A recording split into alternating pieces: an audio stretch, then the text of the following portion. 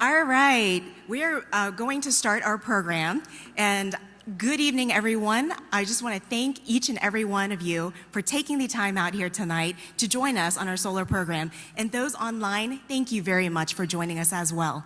My name is Janet Rayberg, and I'm the Chief Strategy Officer and Vice President of Engineering here at Tri-County Electric Cooperative.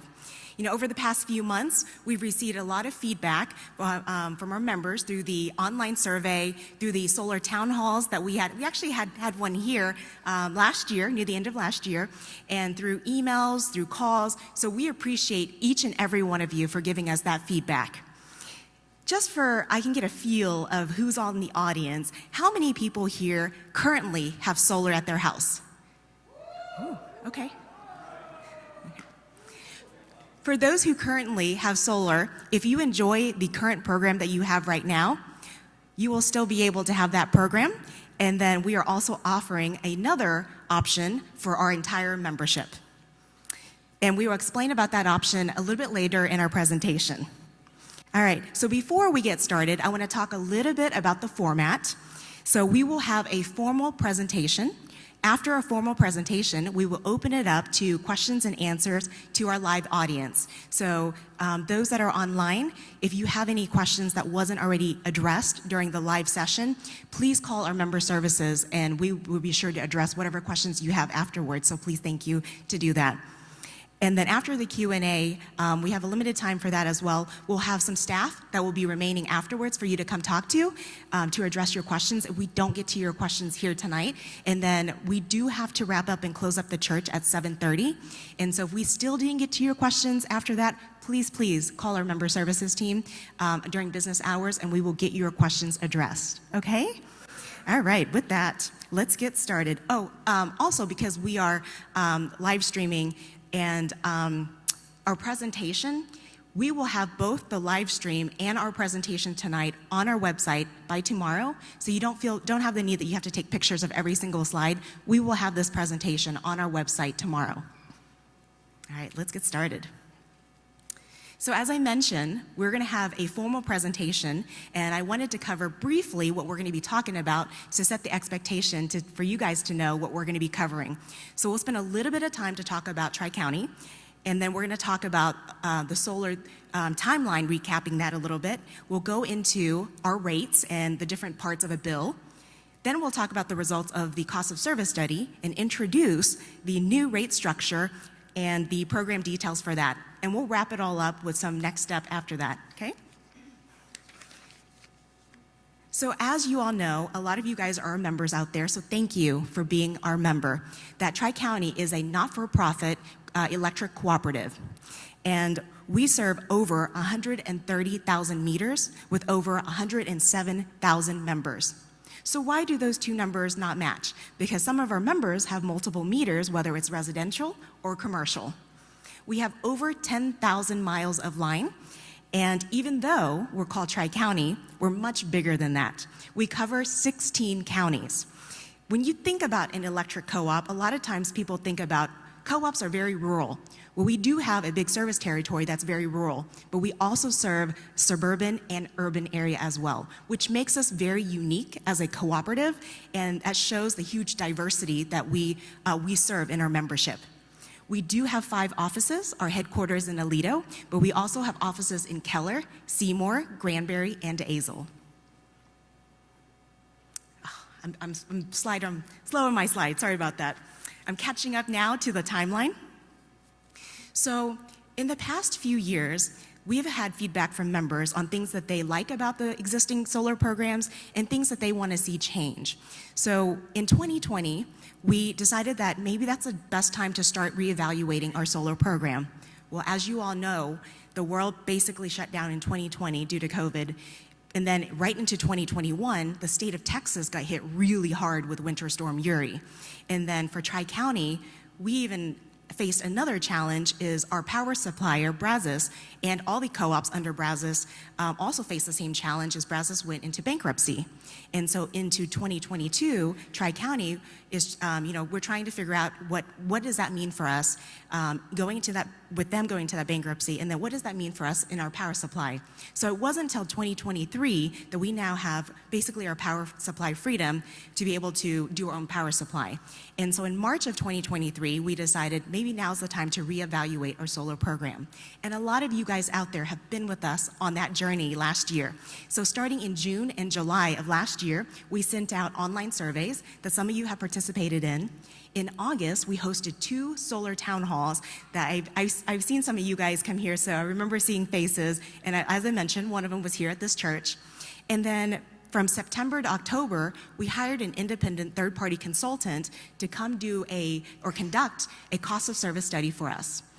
And then between November and December, we took all of your feedback and the result of the cost of service study to present to our board so that they can make a decision for the future of the solar program. And that is why January of 2024, we are here today to share with you what that looks like. So with that, I would like to invite our Chief Financial Officer and Vice President of Finance, Melissa Watts, to come talk about our rates and share the results of the cost of service study.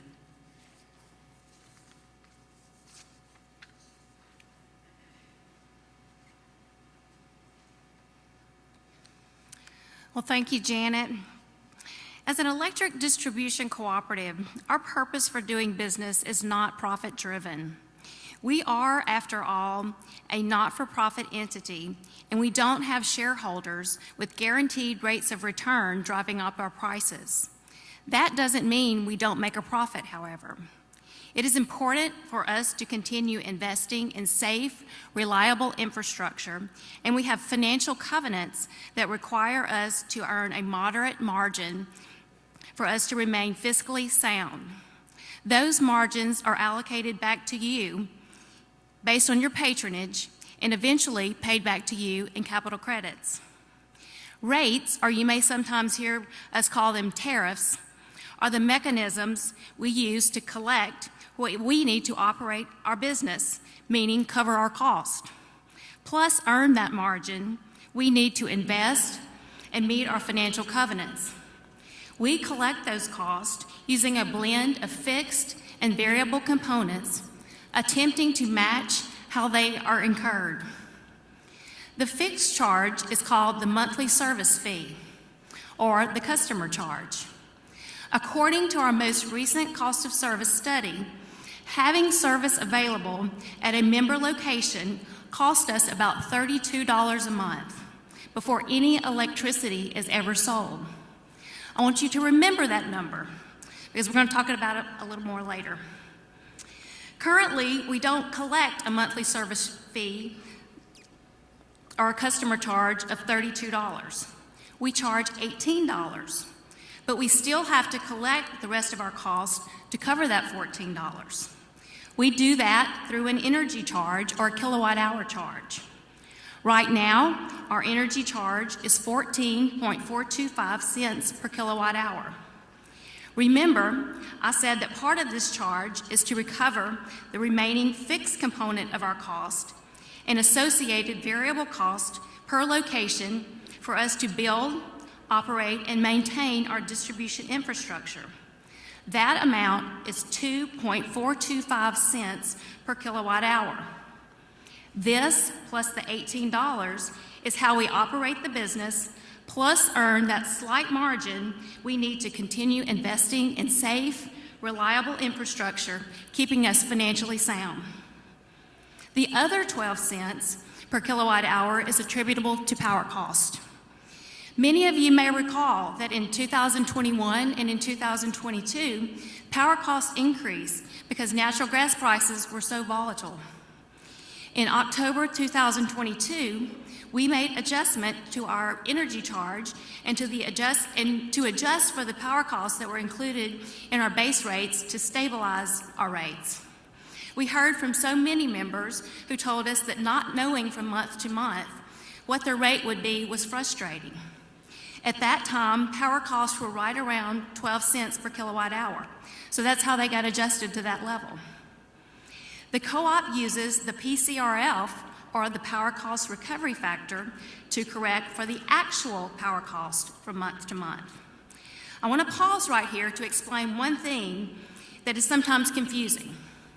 The cost of power is not only the cost of power generation, but also the cost of transmission and the wholesale distribution through the substation. For Tri-County members, it is the total delivered cost of power. Because power costs have decreased over the last several months, we are currently billing a negative PCRF of 2.25 cents. The Brazos financing rider is a rate or a tariff that normally would be buried in the power cost because these are also power costs. However, our board decided to be transparent with the members and break these charges out as a line item on the bill. These power supply costs were attributable to the Brazos bankruptcy exit cost, including Winter Storm Uri, and all members should pay the rider on all kilowatt hours purchased because by paying these costs, we gain the ability to manage our own power supply costs on a go-forward basis, and this is already equaled savings for our members. Many of the towns and cities we do business with have signed franchise agreements with us, allowing us certain rights to use their city rights away and other items, things like that, in exchange for a franchise fee. Those fees are passed on directly to only the members who live in those areas. Similarly, certain cities have taxes that are collected as a pass-through charge. I told you a few minutes ago how much it costs to have service available to operate before any electricity is ever sold. Does anybody remember how much I said that was? $32. Y'all are listening. Good job. I explained how we collect that from our residential rate class. $18 through the monthly service fee or the customer charge, and the rest through the kilowatt hour charge. So if we can't be assured energy is going to be sold, we don't have assurance we will recover the other $14 we need to cover the cost of serving that account. That's why we have the DG, or the distributed generation charge, for our solar rate base. However, it's not $14. According to our data, most of our distributed generation accounts still purchase some kilowatt hours from us. They just don't purchase as many kilowatt hours as a traditional residential account. For that reason, we charge a $12 DG charge to ensure that the recovery of our cost remain relatively equal among all rate classes. We will discuss this a little more when we discuss the cost of service study. The bottom line is we don't charge rates for profit motives. We must cover our cost and earn a modest return to maintain safe, reliable infrastructure and to remain fiscally sound. Next, we are going to switch gears and talk about the cost of service study that was performed by our independent consultant. Before we get to the study, I'm going to go over the data that was used for the study.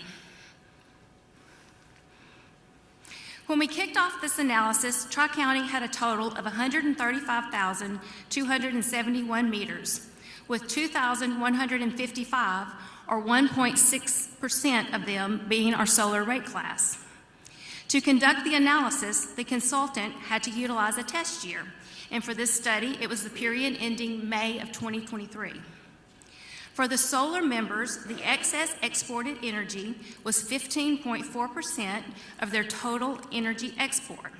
This doesn't include the kilowatt hours a member consumed from their system. For the same test year, comparing the solar total energy exported against all the energy consumed by all other members, it was 0.26%, with the excess export only being 0.04%. Moving on to the cost of service study findings, our third-party consultant did several things. They removed solar members from the existing residential rate class, created a new rate class, and then allocated the appropriate revenues and costs to determine the rate base and returns. Upon analysis, the average monthly kilowatt hour usage for the residential rate class was 1,560 kilowatt hours, and for the solar rate class was almost half at 811 kilowatt hours. The annual rate of return for the residential rate class is 4.12% compared to the solar rate class at 3.52%. So it was slightly underperforming even with the $12 distributed generation charge. It is always the intent in rate design to make sure that each rate class is performing at relatively the same rate of return. Next up, I'm going to invite Janet back up to tell you about the new rate structure and the program details. Janet?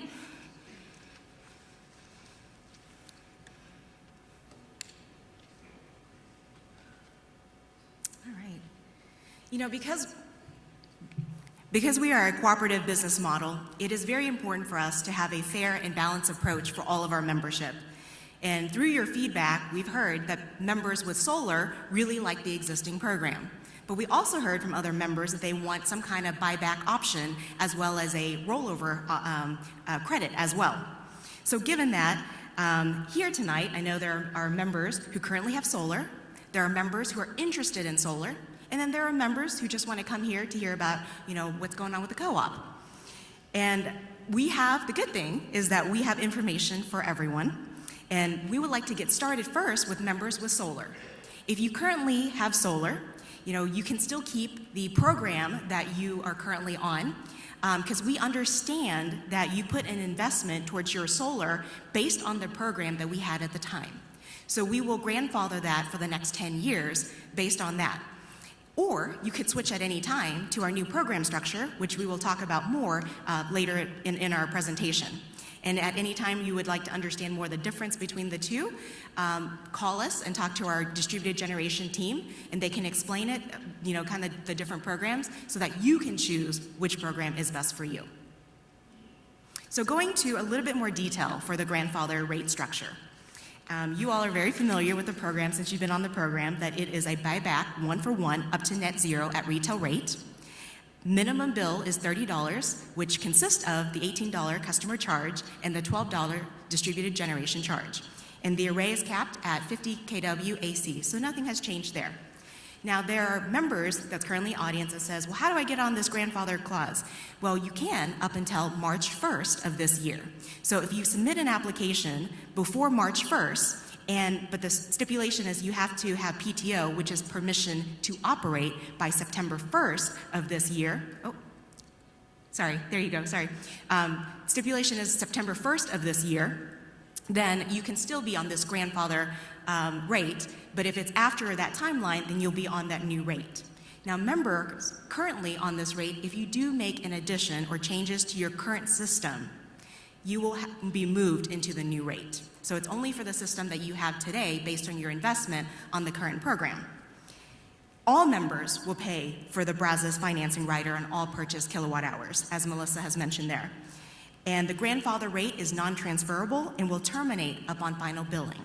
So if you currently have a grandfather system, but you decide to move to a different house, you will be, and decide to build solar on a new house, you'll be on that new rate.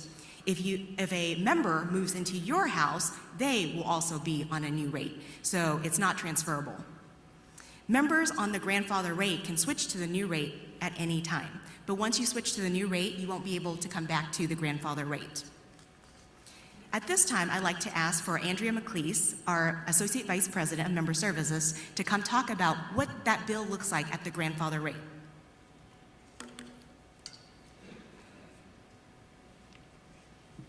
Thank you, Janet. You likely have read information recently in the Texas Co-op Power magazine and monthly member bulletin about an upcoming change to our member information system software. Beginning in March, this new software will have many benefits for you. It will provide you with improved access to your account information and enhancements to deliver more timely information to you. Another benefit to you is a redesigned billing statement. We heard you when you told us that you want a more straightforward billing statement.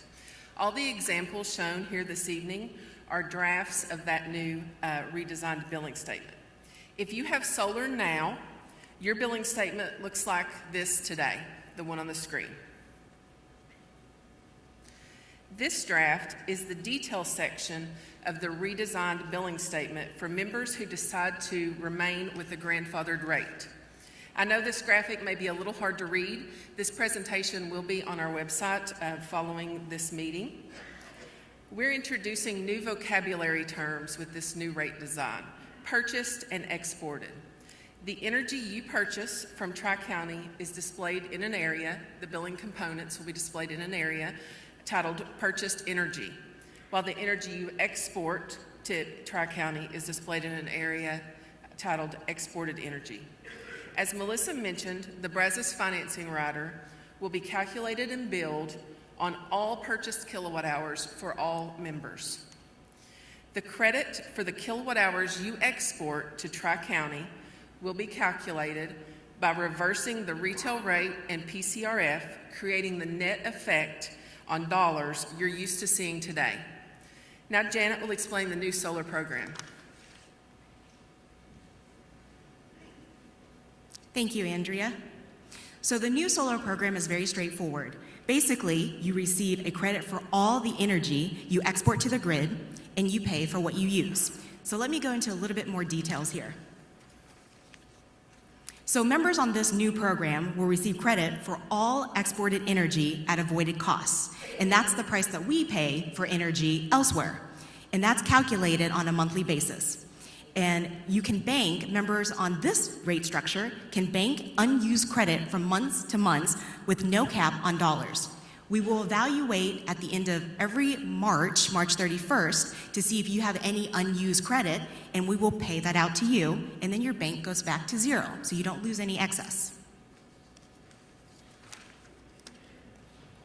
Similar to the grandfather program, you will pay for all purchased kilowatt hour at the retail rate. All members pay the Brazos financing rider on all purchased kilowatt hours. The minimum bill is still $30, which is $18 customer charge and the $12 distributed generation charge. And the array is also still capped at 50 kW AC. Andrea is going to come back and talk about what the bill looks like at this new rate.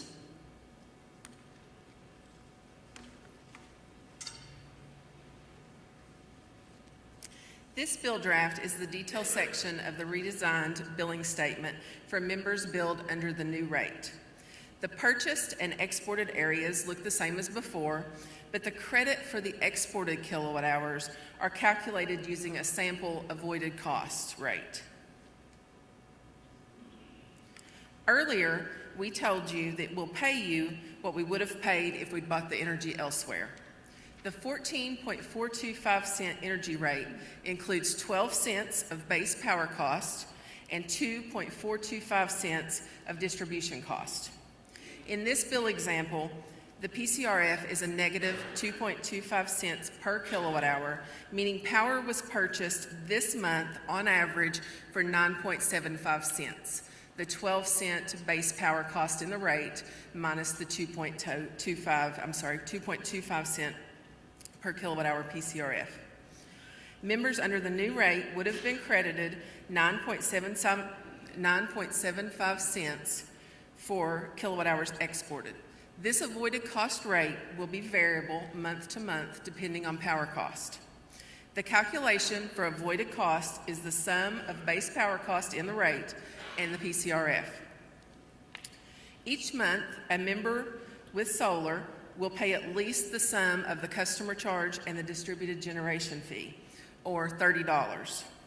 But notice on this billing statement, there is a banked credit. The kilowatt hours exported were greater than the kilowatt hours purchased, so there's a banked credit that will roll over to the next month to be used against the next bill if needed, or will continue to roll over until the bank is zeroed out, as Janet mentioned, in March, and those credits, any credits remaining, are paid out to you at the end of March each year.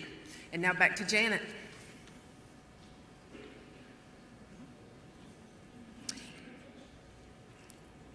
And so for our membership, that's just here to get information about the co-op. We thank you for coming. You know, for us, business is as usual for there. And now that you've learned about the solar, if you're ever interested in doing solar, you can understand that option and be able to participate at your choice.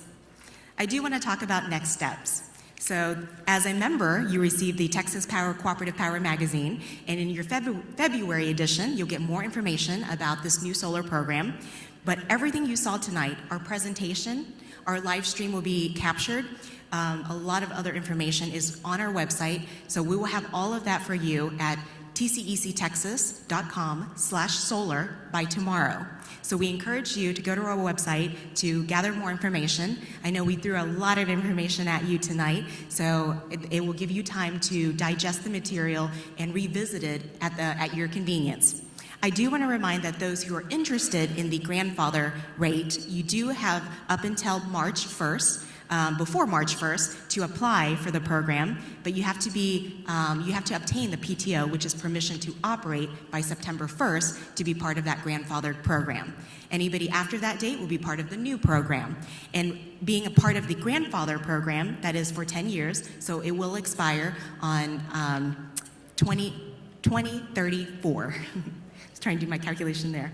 So with that, we're going to move into our live questions and answer section. Before we get started to that, let's get a microphone up there. Thank you, Brennan. So we'll have a microphone at the podium, and so we ask that if you could be up there to do that. And at this time, I'd like to ask all of the staff who's going to help me answer questions, please come up to the stage.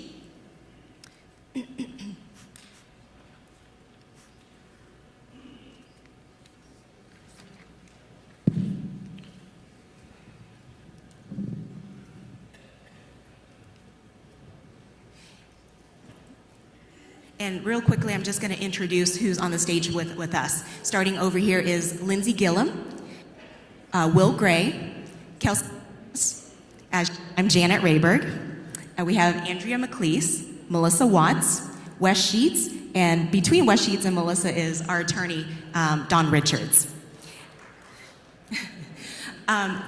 When you ask the question, if we could ask, if you would just share with us your name and the location you're at, it gives us a better idea which service territory you're in, gets us to get to know you a little bit better. All right? Hi, my name is Jason Turk. I live in Keller, and first of all, thank you very much for the excellent presentation. That was very informative. I've got two questions.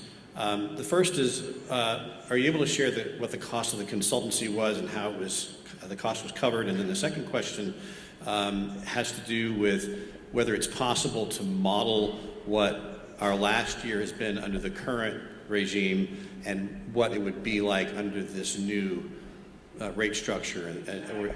Is it possible to model that, what our experience has been in the last year, so we know what the real world effect will be on the new plan? Thank you.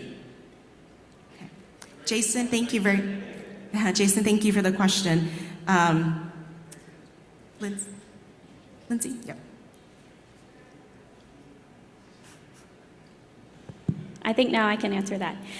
Yes, we will be able to pull if you call the 800 number, and the member services representatives can help you, or they can transfer you to one of our solar team members, distributed generation team members. They can pull your history from the last year and help work you through what your rate would have been as it was in the grandfather plan or in the new plan. Yes.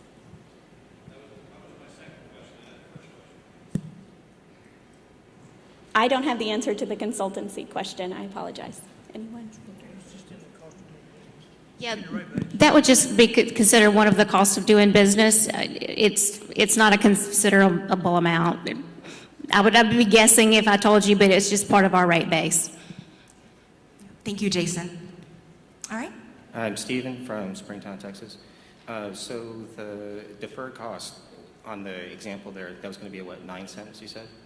Okay. So that means that you have to export out 2 or 3 times much as what you used is just to break even underneath the old plan. I guess the next question is, what about the VPP program or load shed? I know you guys were talking about that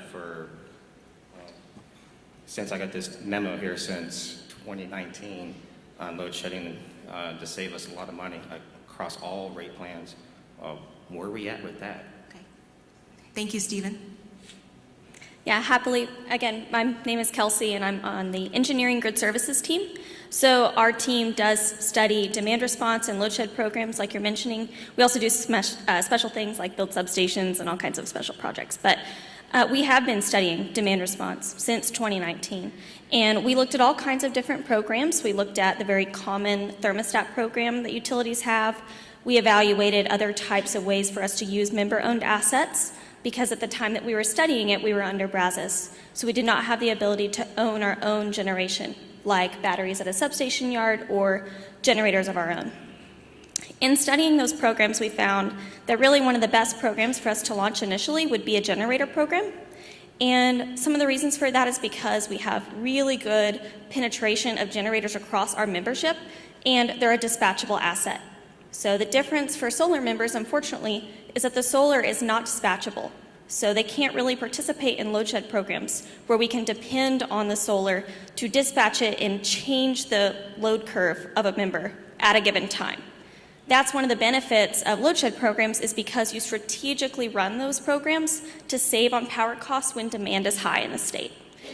So we did not, evaluate solar for that because it's not a possible option. However, if you do have batteries and you're interested in, dispatching your batteries for a program and being incentivized for that, that was another thing we looked at. So we're hoping this summer to roll out what we're calling a voluntary demand response program, kind of a bring your own device type program, where if you change your load profile during a notification window that we give you, we can incentivize you based on the change in your, base curve, your baseline curve. That would be at a rate that we have not determined yet, but it is just a simple notification-based program that we're looking at rolling out. Did that answer your question? Yeah, kind of, because I can load shed easily 40 kilowatts an hour for you guys instantaneously. The way my system is set up, it's very, I imagine other people have the exact same situation. If they split their panels on a 400 amp circuit, and they got a solar here and solar here, you can have it where your critical loads are here, and then dispatch your generator here, but also to still push back more energy. So to say that solar can't do that, I highly disagree, because I was able to. I think, and Kelsey, you can chime in a bit too, and I think the difference too is a lot of time, I was talking to a couple of members out here earlier, and we were talking about peak, where peaks are at. And a lot of times our peak is early in the morning or late in the evening when the sun isn't shining. And that's the part of that is the reason is because our renewables, wind and solar at the generation level, does a really great job during the day for us. But it's in the evening and morning hours that we need to help shift the peak. If you notice when ERCOT sometimes call for conservation, it's early morning or in the evening. And so if you have a battery tied to a renewable, that could help store it. And then that's where what she's talking about there, that would help for Tri-County a lot more. And so that's what we're talking about there. Yeah, by 8 a.m. mine is already reversing the meter in reverse from Yes. 8 a.m. to 8 p.m. on a summer day. So. Absolutely. And so that's one of the reasons why, if you only have solar and you're not, strategically doing something like I'm sure you're doing, it would be difficult to react to a notification that we would send for a voluntary program, because the solar is already running on that hot summer warm day, and so your curve is already compensated for that exported energy at that time.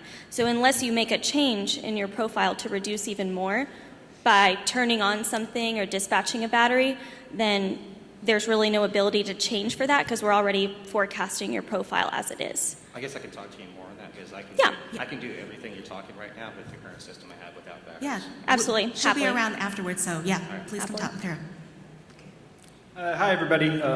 Good evening. Thanks for doing this tonight. I'm Trevor from Hazlitt, and really, first off, I'm flabbergasted that you guys are continuing to do the grandfathered thing. That's super cool. Nobody's doing that anymore, so that's super cool for the members. But I do have a question about the new rate. Can we go back to the slide for the example of what the new rate could look like? Would you like the bill or the new okay. bill? And I have a specific question. Specifically, let's see here. So go back to the previous grandfathered, actually, of what the new bill might look like with the grandfathered. That's actually what I have a question about. So on this sheet, you show that we're actually paying a PCRF on everything that we exported. That's new. It's not. The display on the bill nets the kilowatt hours. So all that we're displaying, if we go back one more to the current. I see. See what we mean? So I see the PCRF negative on the purchased energy. That cancels that out, and I see it now. Yes, sir. Okay, I understand now. And oh, by the way, much like Stephen, I can put out 30 kilowatt hours, or I'm sorry, 30 kilowatts for 2 hours anytime you guys ask for it. So I have a battery system and monster inverter set up, so I can send power out. So it's more than just him. That's awesome.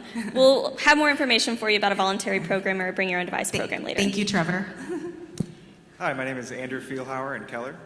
I currently don't have solar. I understand the grandfather program had an initial fee to install solar. I think it was $500. Is that still being implemented, and what is that being used to pay for? Yes, my name is Will Gray, part of the Solar or DG program. Yes, the $500 is still going to be initiated. And what it goes for is that the engineers there are going through the drawings, going through the equipment, and making sure that all inspection points are done to make sure that the system is installed safely. And it's multiple iterations, and that will be going forward. Are those in-house engineers, or is that shopped out? That's in-house. Okay. In-house. Thank you. Yes. Thank you. Hi, yes, my name is Eric McMillan. I actually have a multitude of questions. The first one is about PTO and the processing. So you said as of March 1st with PTO, is that PTO submittal or activation? So and Will, you can answer in just a bit, so I just want to clarify. The application has to be in before March 1st. I see, okay. But the PTO has to be connected. We have to give the permission to connect by September 1st. Okay, so you have that time, makes sense. yeah. Okay, yeah. so it gives you that time, that variable. Yes. Now, in the case that you guys are not able to get PTO within that time frame, but it has been submitted, are you going to make exceptions for certain homeowners that have solar systems that want to be on the current program? Or will they be forced in based on your timeline? Yeah. It will be, if you don't get the PTO, because our team reviews application within 10 days if everything is submitted correctly. Okay. And so if there's issues, it's usually on the installer side. And so if that delays the process beyond September, then you will be on the new rate. Okay. Yeah. My other question is in regards to the actual buyback itself, which is obviously like the centerpiece of why this is, why we're all here tonight. So can you explain the difference between a wholesale versus the avoided cost that you guys are using in your vocabulary? Because based on what I'm seeing, the way it'll work is once the sun goes down and we export power to you, that is when that voided cost will actually take effect. So just use base math, 10 kilowatt hours, if you're only buying it at 9 versus the 15 you charge, it will effectively be you have to have about 20 to 30% additional solar to be able to make up for that cost. So one other question in regards to that as well, is it based on market, or do you control what it is that you are going to buy it back? Because you're showing 9, but I believe it'll be a lower amount than that, fluctuative across the year as it costs more or less for you to buy power. The avoided cost will be variable, and it will fluctuate based on power cost. So it will be the 12 cents of base power cost in that 14.425 cent rate, plus whatever PCRF is. So it will vary with power cost as we actually purchase power from our supplier. Okay, and then I have 2 more questions. I know I don't want to be long on the tooth, but I have good questions, I promise. So my other question comes to in regards to who you guys are actually currently buying power from, because we know it's not Brazos, you guys use ERCOT, right? So at the end of the day, based on what you sent everybody in the mailers, you guys are currently using Constellation on a contract, correct? Why would it have not been possible for us to take advantage of already existing programs with other utilities, since you guys are forcing Constellation through all of the homeowners you manage? If I wanted to pick, let's say, Green Mountain Energy, Chariot, any of these other providers with their program, why couldn't we do that, but then just simply pay a middleman fee to you, but take advantage of better programs? Yeah, I think what you're describing is Constellation's retail arm versus their wholesale arm. Mm-hmm. I think that's what you're talking about. And so we have a wholesale contract with Constellation. We are not we don't participate. We're not a deregulated entity. So there's no deregulation, but that's what I'm saying. Like, Yeah. if we're using ERCOT as a like supplier, right? And you're basing our buyback off of the wholesale, essentially. You say it's voided cost, but really it's going to end up being closer to wholesale, correct? Correct. It is. Then why It is wouldn't our we be wholesale able to- cost. Why wouldn't we be able to, since we're already in that position, be able to choose which program we wanted to be associated with for that?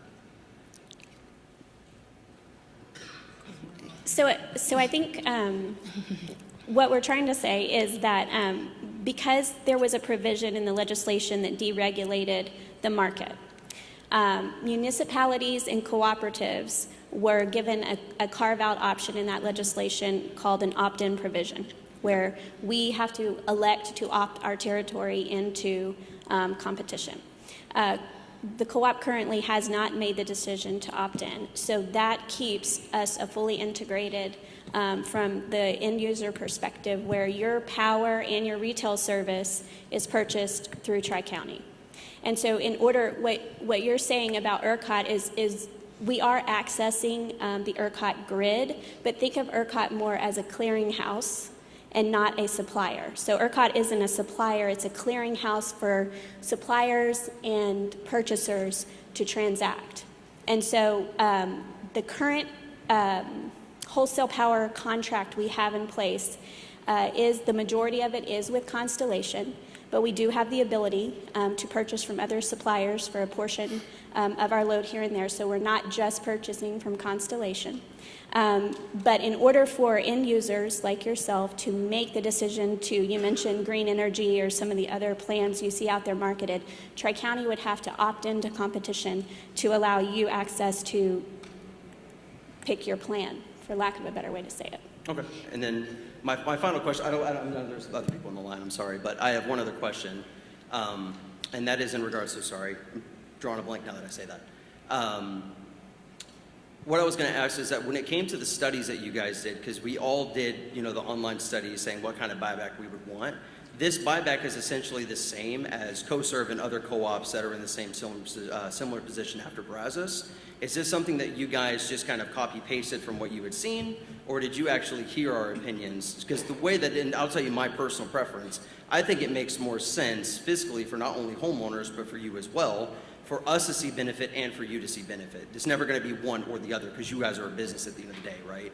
So at that point, why would it not have been more financially viable for you to do a one-to-one buyback for what exactly you charge versus what we send you? Because you'll use that power and send it to homeowners who do not have solar, correct? And then you'll charge them the same rate, but give us a lesser for that same. Would it be viable to do a one-to-one until a zero bill or the $30 charge, and then any excess be bought at that avoided cost? So I just want to know, and I'm sorry, I'm just like to make sure you can answer it in a structure. Sure. But what made you believe that this current buyback was best for your members? So the 14.425 cents, our standard retail rate, is, you heard Melissa, the CFO, talk earlier about we have fixed and we have variable costs, right, that we have to recover in our base rate. We also talked about there's a base power cost rate of 12 cents in that 14.425 cents, and that is representative of the wholesale power cost portion of your bill. Tri-County is a distribution cooperative. So we basically pass through our cost of power. We purchase it and we pass it to you at cost. We don't mark it up, okay? We buy it and we sell it to you. The only margin or money that Tri-County keeps in our pocket to run, operate, maintain, and build infrastructure is the 2.25 cents of your rate in total. 2.425. 2.425. And if I have Star Wars pins, don't forget. And so we, when we are paying you back avoided cost, the cost we are avoiding to provide the electron that goes through the line, not the lines in the infrastructure to have power available to you when you need it, when your solar isn't there, right? We are paying you what we pay Constellation, in your example, or others in the ERCOT market for that same power. So we're paying you exactly what we are paying other people for that power. So through our studies, that was the most fair and equitable way that our consultants and our staff and leadership agreed, that for costs that we are avoiding by purchasing from you versus another supplier is exactly what we're paying you. We can't pay the entire retail rate because then we're not recovering our costs of having service available to you when you need it. Okay, fair enough. Okay, thank you so much. I appreciate you answering the questions. And for the sake of time, if I would like to ask everybody else asking questions to limit to one question per person for the sake of time, because we will have to wrap up pretty soon. Sorry, I didn't mean to take Yep. everybody's time. Hello, my name is John Roy, and I'm north of Springtown on Hi, John. Timbird Lane, whatever. Anyway, so have excess 10 months of the year, and in the summer when electricity's way up there, I'm really kicking it. I doubled my number of panels and that. So I would love to see a program where if you just give me a 0 for the year, you know, rather than the real-time rates, that's to me is gambling. I mean, I know you guys have to gamble all the time and you kind of average it out, but if I'm going to model that, and if I don't have that data of real time to model it against, I write code, so give me, you know, sorry. But how am I going to model it good? You know, I don't have that source of data. The real, the cost as it varies over the months and blah, blah, blah, blah, blah. And I respect that you guys have to deal with that and normalize it to give us a nice, smooth deal. But boy, I'd love a deal to just, since I way overproduce in the summer and then December and January, I don't because there's too much clouds and it's cold. Yeah. So. And John, we hear what you're saying there too, and you know, we wish we also have a crystal ball that we can project on our side. I get it. It's tough. Yeah, what the power It's cost a is machine to you. learning thing that could do that really well, but anyway. Yeah, so go ahead, Melissa. Yeah, and to be clear, Tri-County is not in the real-time market.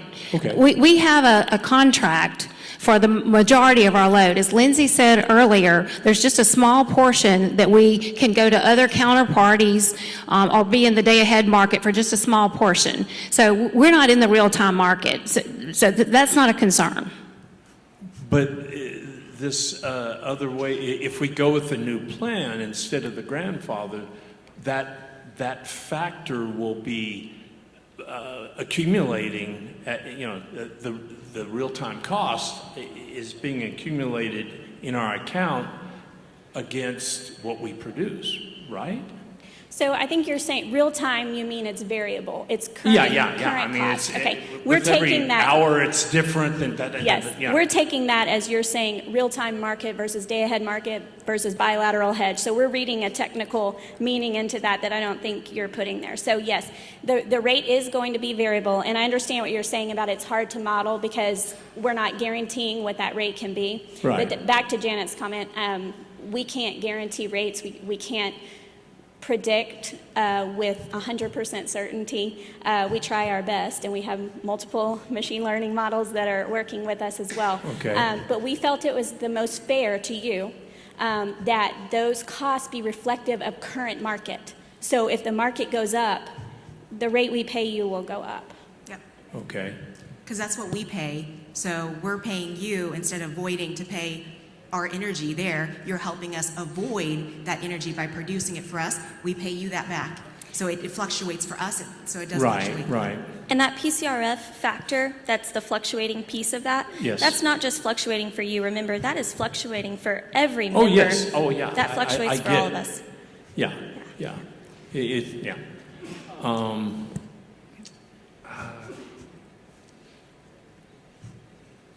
So if we looked at what you have for a year, you guys know how we produce, as long as there's no changes, right? So if year in and year out we're way overproducing, Can't you look at that and know, hey, we're not gambling if we give this guy a zero deal where he just doesn't have to pay? I mean, not if you're not proven, but if you're proven, why not? Anyway, just an ask. Yeah. John, if you want to talk more with our on your particular account, we'll more to entertain that. And for the sake of time, really, we can only take about another 3 questions, but our staff will be around until we close, so stick around with us, ask us questions afterwards there. So All right. let's get another, probably 3 more questions before we will have to, All right. Well, first of all, I think you should have given us more time tonight, especially with so many people that are here and as many issues that we've got. And you guys took up the majority showing us a slideshow. And I think a lot of people have a lot of questions and want a lot of answers. And so, and then just to say, oh, by the way, we've got a 7:30 curfew tonight. I'm not happy about that, especially after I drove all the way from Maysville here. But anyway, here's what I'm seeing. I'm comfortable enough financially that I could have put in any size solar system that I wanted. And I've got an 8.2 right now. Because what I did was I looked at what my lowest month's bill was and put in a system only big enough to cover that, because you didn't carry forward any kind of kilowatt credit to the next month. And I wasn't going to go out and buy all this expensive equipment to generate electricity just to give it to you. I mean, no offense, but y'all never gave me any. Okay?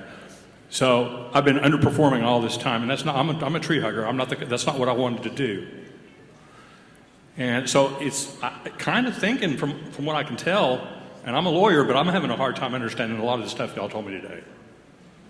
You're using a lot of vernacular and stuff that we're not familiar with. But I feel like we're being looked at as more of part of the problem rather than part of the solution. Because I'll tell you this, if you hadn't had this, I mean, it was like the old cell phone days where when you used your minutes, you got smacked with this huge bill at the end of the month. But if the next month you didn't use your phone at all, you still paid Verizon the full amount. And I don't think there's anybody in here that would raise their hand and say, oh, they remember that and thought it was fair. And that's kind of the system I felt like we've been operating on up until now. So right now, as we're speaking, I'm in the process of adding another 21 panels, another 8.2 kilowatts, trying to just get midway. And I feel like we're seeing an apple-orange comparison here. We're talking about kilowatts, then we start talking about cost. Kilowatt cost, and you're jumping back and forth, and that's getting me like, where are we here? So, all right, why not just 1 for 1, kilowatt for kilowatt, instead of a confabulated rate? I mean, if I generate 30 kilowatts, why can't I have extra? Why can't I just have those next month and all that, instead of this rate, buyback, cost for delivery, and all this other stuff I'm hearing? Why not just 1 for 1? That's my question.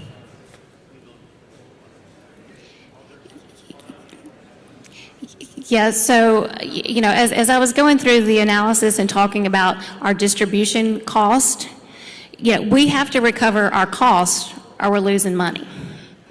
So if it's 1 for 1, that retail rate is 14.425 cents.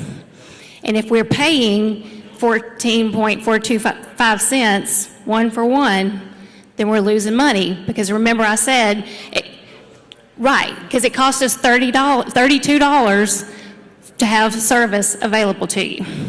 So that's how that 2.425 cents that's in that 14 cents is how we recover our cost. One other question that was really raised, and that was about we have more there. Yeah. Well, we can talk to you more after. Yep. So, hi. So I'm Brandon from Keller. Thank you for the presentation. Yeah, first I would say thanks for the grandfathered option. Or just a simple question on the data.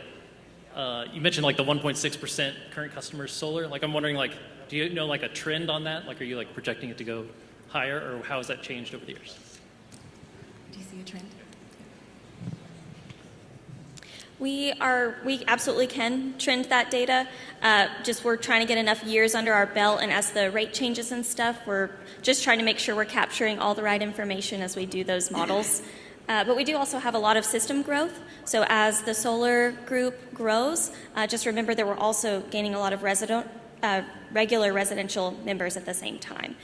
So I would expect the percentage to remain pretty steady, if not grow just a little bit over time. But we can get that for you if you're interested. Yes, sir. One feedback, can you do like old bill, 1,000 kilowatt, and new bill? Remove all the account number, phone number, etc. Just do simple, 1,000 kilowatt, 2,000, 3,000. So we can compare. Now you switch slides. One is like old is 5 slides back, new is like, I cannot compare apples to apples. Please simplify for 1,000, 2,000, 3,000. I see. Okay.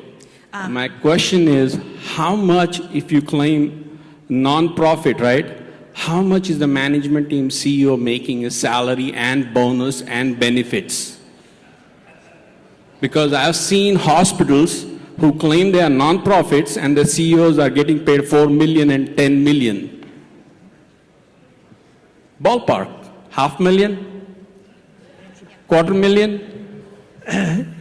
Yeah, right now we're trying to hire a new CEO. The board is looking to hire a new CEO. We don't announce what salary they're getting or what they're making now. They have to be competitive. Tri-County is one of the largest cooperatives in the state. They're across the board, but to get the expertise required, you've got to pay a pretty good salary. So probably in the price ranges you're talking about, but we don't talk about that right now because we're about to start negotiating with people who are applying for the CEO position. So it's going to be in multiple millions? No, it'll be competitive with the other cooperatives in the state and in this. I don't understand competitive. I just understand the number. 1, 2, 3, 4, $250,000. I don't know. $500,000. I don't know what the board will end up paying the salary to a new CEO. You can go on the IRS forms 990. Those are online, and you can see what every cooperative in the state, what their total benefit package is on the IRS website. For any cooperative in the state, that's public record. All right, I understand. Competitive is don't tell the public. Thank you. My name is Richard Garcia. I live in Boyd. I want to say this to everybody that hasn't gotten solar and you're getting it, do not use Fast Track. Do not use Fast Track. They messed me up big time. I didn't start getting any kind of benefits until almost a year later. But that's beside the point. My question is very, very simple. Grandfathered and the new rate. The new rate sounds better than the grandfather. Can you explain why, if I'm grandfather, why I would want to go to the... it seems like I want to go to the new rate because I'm going to get paid back. I don't get paid? Okay. I don't know. Yeah, that's a great question. What I would say is, it's an individual thing. So I would love for you or whoever has questions about that to call in, because then we can use your data, go over it with you. To give a general answer, it wouldn't do everybody any good. But I would say that call in and we will go over your data with you, and you can at that time make the decision if it's better for you. You will be able to determine that just based off of that, and we'll be able to assist you on that. Yeah. Just one other thing, I want to give you a commendation. Just, standing right there. I've been in your shoes, so I know what you're going through, and I appreciate all that you do.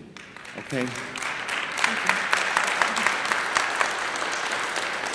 I'll make it real quick. My name's Jeremy Parrish. I live in Keller.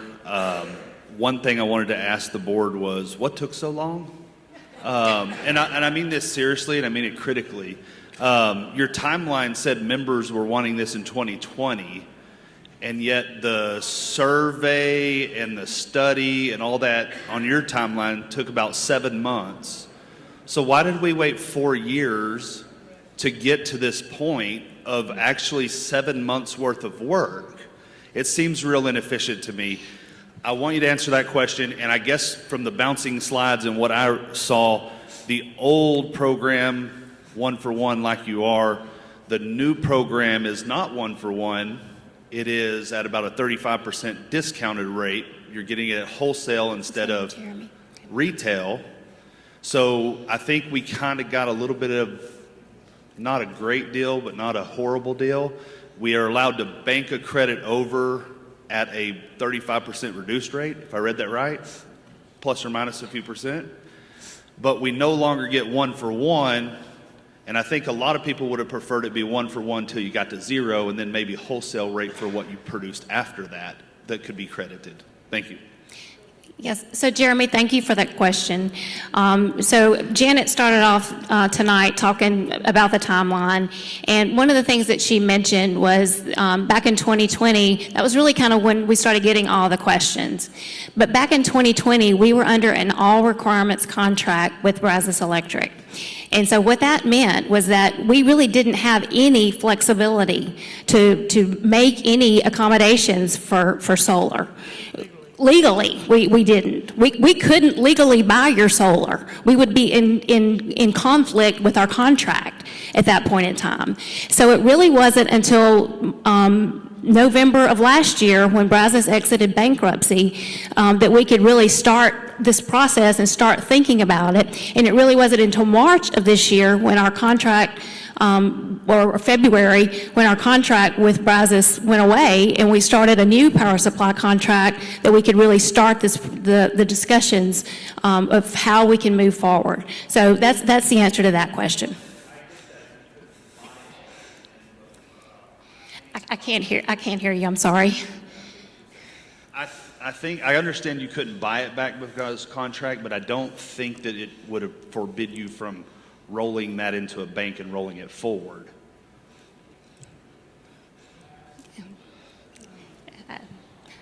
I don't have an answer for that. Yeah, that was considered generation, and that was part of the restriction that we had. That's considered generation, and so we were not allowed to do that. So the rate that the way that we had it set up was the most lucrative that we can do within the contract construct. So what you're talking about, the rollover type thing like that, that was considered generation.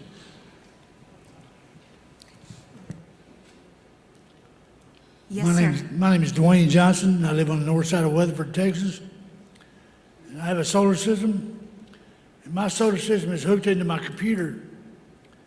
And every day it tells me how much my solar system produces. And at the end of the month it says your system produced 1,675 kilowatts. Now why can't y'all just automatically hook up to my solar system through my little antenna on my solar system on the outside of my house and show how much my system produces every month? This is the day of the computer. My system hooks onto my computer, tells me how much my system produces every month. A lot of times I can go back and add up how much it produced every day and show where I produced more than what I used, but I still get a $200 bill in the mail.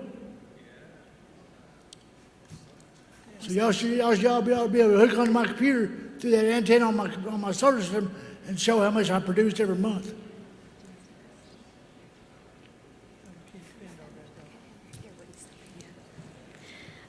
Thank you for your question. If I'm understanding you correctly, you're saying your solar system is able to tell you exactly how much it's producing? Every month. Yes. But your solar system is not capable of telling you how much you've consumed or how much you're consuming simultaneous to its production. So what we... My apologies. Like I said, this is the age of the computer. You got an antenna on that solar system box. People ought to be able to hook onto that computer and show how much my system produced every month. Very good. At the meter, though, that's the only place that we have to record. So the only thing that we have that's measuring is what flows backwards in the meter and what flows forward through the meter. And so that is a tested device to very strict standards that we have to abide by, and so the accuracy of that meter is absolute. If you're worried about your meter you can absolutely request a I meter don't think it test. lines up to what my computer says. Yes, absolutely. Like I said, y'all would be hook up to that antenna, get that information off my system, just by, with a meter, and read how much my system produced for the whole month. Yes, sir. A couple things. We can definitely, if you want to call in, we can go over your information with you to cover that. And then anything that your system produces, it goes to your house first, and then our meter is last. So we don't get to see the whole production that you have. But in respectful, want to be respectful of time. If you want to call in, we will go through your information with you and discuss that with you. I've called it several times. I got Yes, sir. shut down quick. Yeah. So at this time, we're going to break out here, and we would like to request you guys come talk to us, so that those of you all Jason, who is ready to go home can go ahead and go home there too. So, yeah. Thank you. Thank you.